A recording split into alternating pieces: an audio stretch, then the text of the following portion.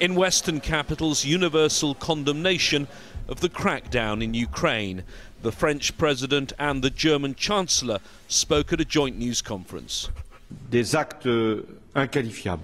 There are unacceptable, intolerable and inadmissible acts of violence, repression and brutality. The Chancellor and myself, together with our two governments, condemn all these actions and the repression expressed by the authorities. Our first request is that this ceases and that calm and tranquility are restored.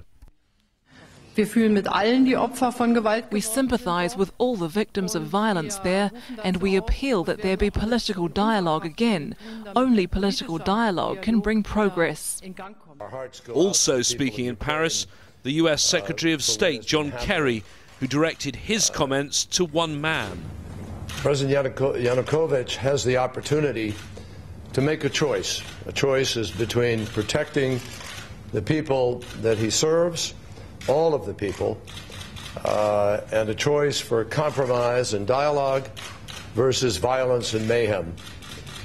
We believe the choice is clear, and we are talking about the possibility of sanctions or other steps with our friends in Europe and elsewhere. The most recent protests started after a trade deal with the European Union was abandoned. Negotiations had lasted 5 years, but at the last minute, President Yanukovych refused to sign a deal, in effect tying his country's future to Russia rather than the EU. As protests grew, leading European politicians flew in to give them their support, among them the EU Foreign Policy Chief Catherine Ashton. In Vienna, where she's chairing talks with Iran, she gave her reaction to the bloodshed. I'm deeply worried by the escalation of violence in Kiev and the numbers of reported casualties. This violence and bloodshed must stop immediately. I'm also very concerned about the ultimatum to stop this by force.